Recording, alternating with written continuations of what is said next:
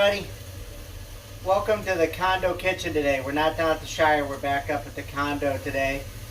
It's New Year's Eve. It's really rainy out, and we're in for a treat though today because Drew is making for us a flan, and he's going to go through all the steps and how this works, and we're going to get to see this from start to finish.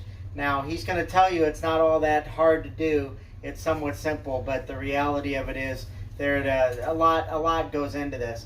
So he's going to show you all the ingredients to start, then the steps, how we do it, and then of course at the end we always get the sample. So Drew, take it away.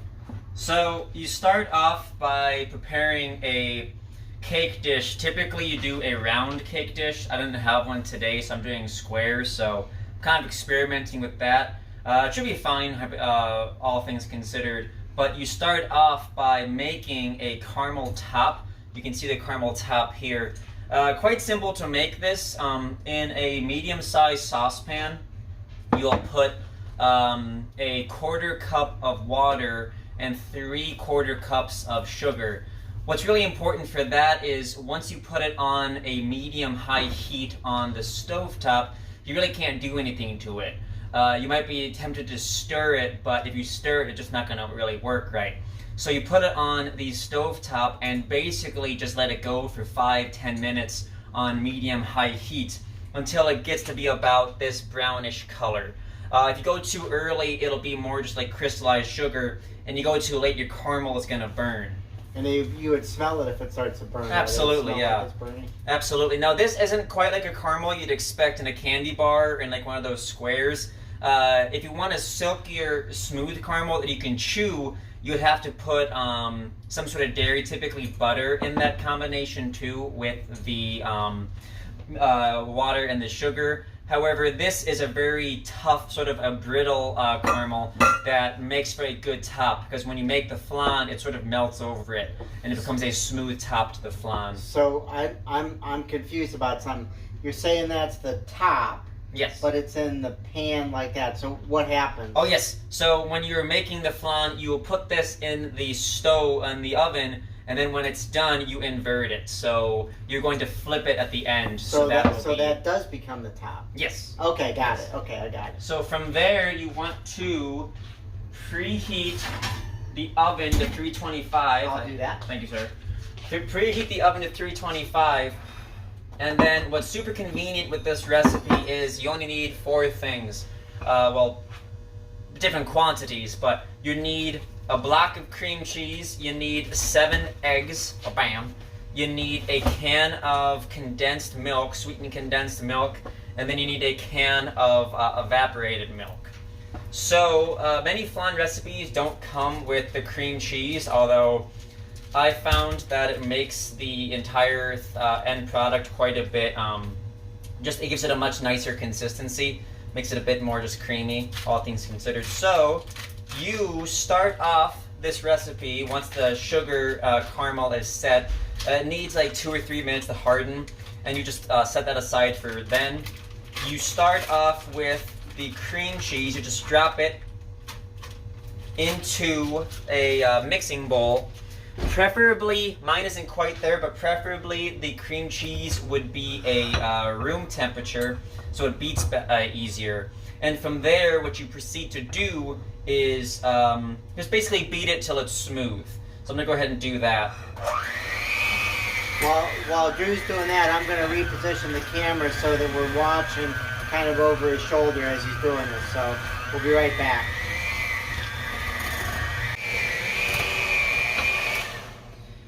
Okay, so we're back now. Now we're just watching over Drew's shoulder. So Drew's put the cream cheese in there, right? Yeah. And you're just beating it till it's smooth? Smooth adjacent, yeah. Okay. You aren't really going to get the entire thing, like, completely smooth. If you're making this yourself, I'd recommend, if you have sort of a mesh sieve at the end of it, you can pour the mixture through the sieve, and then you'll catch any clumps of the cream cheese. And through the sieve, you can take the back of a spoon and sort of push down on the lumps and break them apart. It's not really needed unless you want like a completely smooth flan, but it doesn't really do anything to the flavor. It's the exact same. So now, once the cream cheese is started, you're gonna put 7 eggs in there. The original recipe I used called for 6, although once I accidentally used 7 because I lost count, and I decided to just run with it. So it actually, I think, makes it a bit better, makes it more eggy overall. So when I'm doing this, flan, of course, it's a wonderful dessert. Even though it's often associated with Spanish or Latin American restaurants, the word technically is French. Flan is a French term, comes from an old High Germanic term, flado, which was sort of a flat cake they used to make. Flan, we're not sure exactly what year it's based out of. I mean, Gaul, what is today France, of course, became part of the Roman Empire in 27 BC, so sometime after that. So naturally, we assume it came from the Gallic territory, what is today France, but hard to exactly place. We do know the Romans used to eat flan, although it was typically savory when they would eat it. They would eat it with eggs, milk, pepper, and then they typically mix an eel or some sort of fish too. Although we do know they had sweet versions with honey. So that is where it comes from. Flan is, again, technically a French word. The dish is technically known as caramel cream or cream caramel in French, but flan sort of just synonymous now with this dish, this nice creamy egg custard. So from there, after we put the 7 eggs in, we put it into where the cream cheese was. Again, the cream cheese is just chilling in there. We then dump in both the evaporated milk and the sweetened condensed milk. That's 14 ounces of the sweetened condensed, 12 ounces of the evaporated. When it comes right down to it, one convenient thing with this recipe is it's pretty much impossible to overmix this. You think if you ever bake, you overmix flour quite easily. If you overbeat flour in a dish, it becomes glutinous, it becomes very tough. Whereas with this, there's really nothing you can overbeat because it's just eggs and dairy, so that really helps. The sweetened condensed milk is great for giving it some sweetness naturally because it's sweetened. So you put these in. So as you're doing that, can I review for just a second? Yeah. By the way, you folks didn't know you were going to get a history lesson, did you? That's what happens when you have a history teacher who bakes. How cool is that? Okay, so just to review, so there, right there is our that's what? That's our sugar that's That is our caramelized. caramelized top. Yeah, that is And the that's sugar. probably hard now, right? Yeah. Yeah, it's you pretty can hard. dent it, but it's more or less hard. And then that's got the cream cheese, 7 eggs, And then 1 cup of evaporated milk and 1 cup of condensed milk, sweetened condensed milk. and then what do we do with that then? You just beat it until it's all mixed together. Okay. And that's quite literally how you make the custard. It's nice and easy. Custard is pretty straightforward. It became a very popular dessert in Latin American restaurants in the 1930s onward. Most likely they theorized because A, it was incredibly inexpensive to make and very, very easy to make in bulk. So, I'm going to go ahead and just again, so we have the condensed, the evaporated, the block of cream cheese, and the 7 eggs. And then you just beat this for a while. Again, you're not going to have much success getting it completely smooth. If you want it to be completely smooth, that's where the sieve will come in, the mesh sieve. But I'm never terribly concerned about it, to be honest, because I don't mind. I think it gets a kind of a fun consistency if there's some chunks in there. It's like if you like chunky mashed potatoes also. Again, if you ever hear that it's a Spanish dish, technically, but Spain wasn't conquered by the Romans until a bit later. They tried. Didn't work out for them.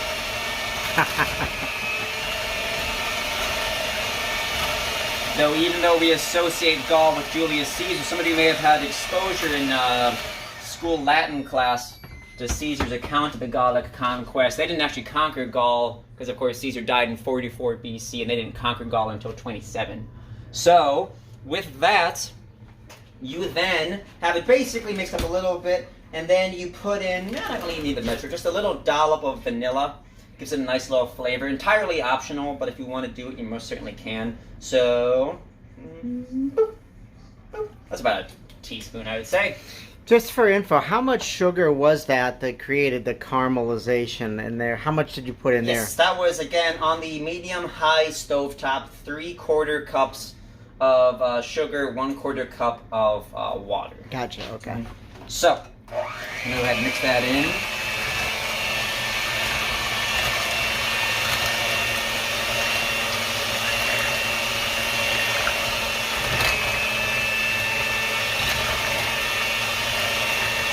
So you'll notice these chunks are what I'm talking about. The cream cheese, it's never going to entirely liquefy. They're nothing terribly dramatic, again, because the taste is the exact same. But that is where, if you're a perfectionist, I do it sometimes, where you have, again, just you push it through the screen and that breaks the chunks up. But honestly, again, if you're just going for a nice rainy day flan, that doesn't really matter.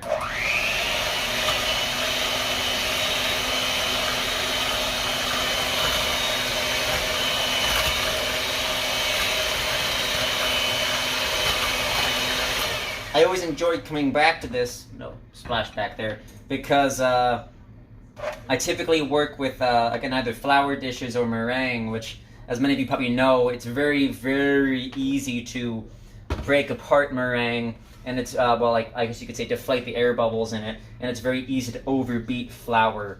So, this seems to be okay, but I'm going to go ahead and scrape down the sides of the bowl, break up any notable chunks. So, scrape down. Go ahead. That'll get, again, the excess. You can see pieces just like that, which would be fine. I mean, at this point, the dish... They kind of all melt together, right? Yeah, I mean, the pieces are small enough that they won't be a huge concern, but if you want the restaurant perfect flan, which we, of course, do. Well, because we're better than a restaurant. Absolutely.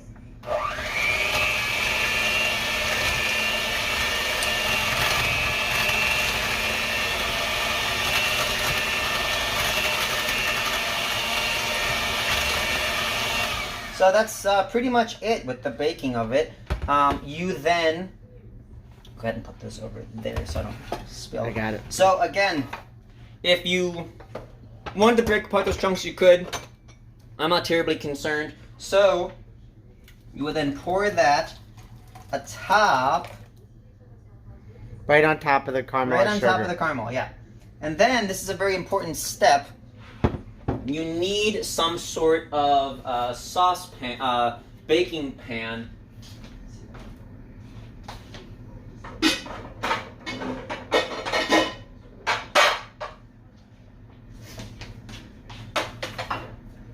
Now what are we going to do with this?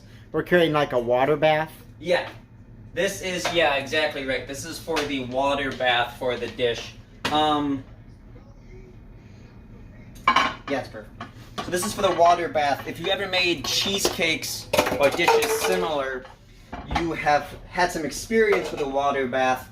It's quite simply, if you haven't ever used one, we put just a few cups of water. I just like, because it's simple, using the evaporated milk container. And what it does, and that keeps it keeps it from burning, right? Isn't that what that does? Not necessarily. It does two big things. It helps distribute the heat better, so it cooks more thoroughly. Okay. More, I guess you could say more completely throughout. And a really big important thing is it helps sort of humidify the oven, so the oven doesn't dry, get too dry. If it was too dry, the flan, because it's basically, again, a liquid custard in its early stages, it would really just dehydrate, and the top would crack, and so on. If you've ever seen a cheesecake or baked a cheesecake that really is just on the top, you just notice cracks and it's kind of falling apart. Even if it's like steady, most likely it just means your oven was too dry, and the water bath would help with that. So it goes in the oven.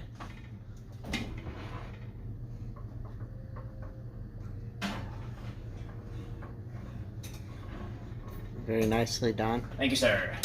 For about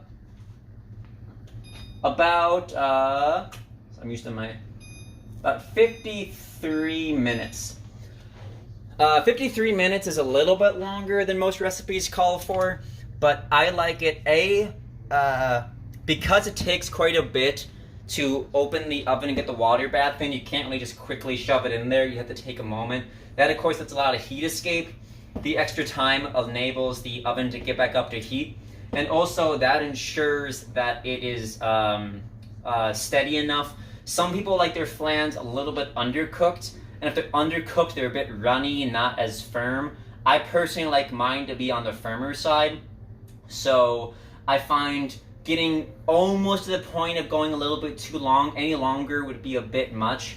But this is just long enough that we're on the verge of over baking it without really getting to that point. So we let that bake for 53 minutes at 325, and we go from there. And we don't, this is one of those you don't want to let the heat out, right? So we're leaving it alone. Yeah, the moment it goes in the oven, you just let it be. Let it be. All right.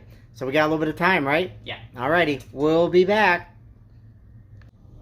Okay, everybody, we are back.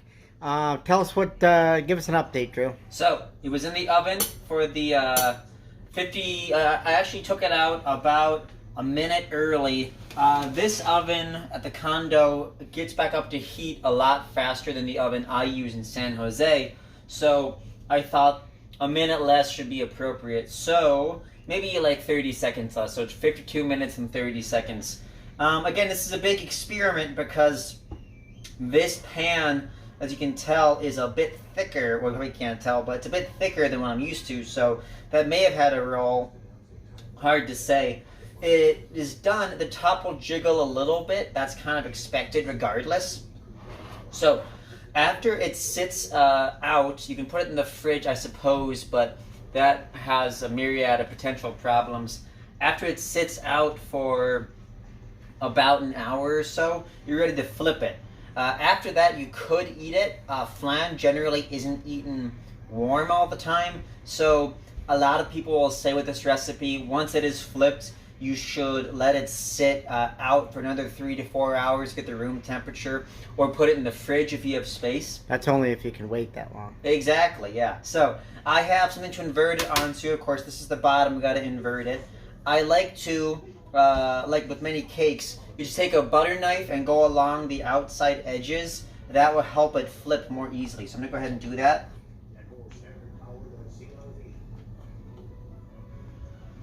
Again, this will be quite interesting. I've never actually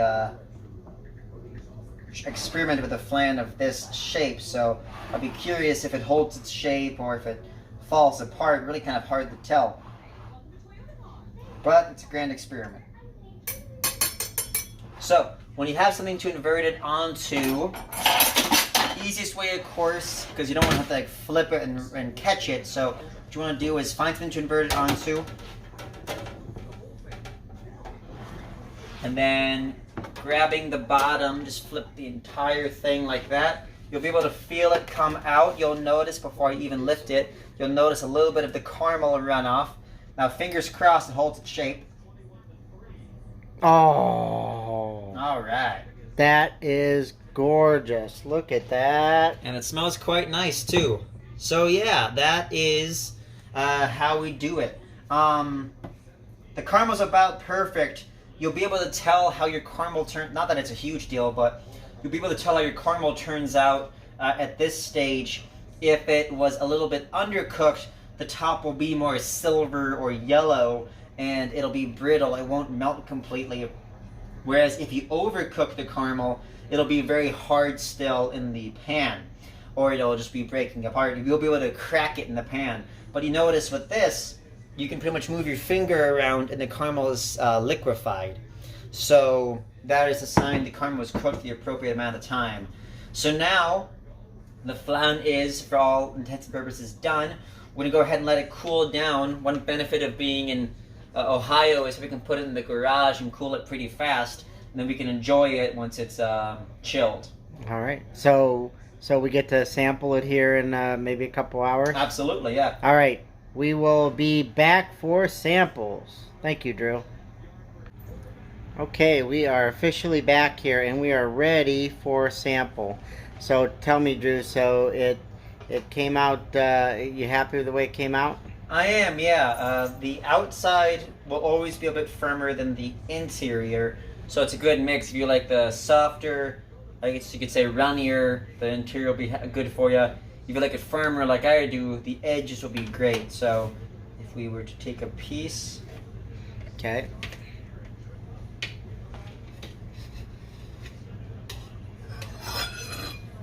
Mama, you want to try it? I will. Can you come over? Oh no, I'll go in a minute. I'm good. Okay. It looks amazing. Hang on. Alright. I'll give that the... Okay, we still filming?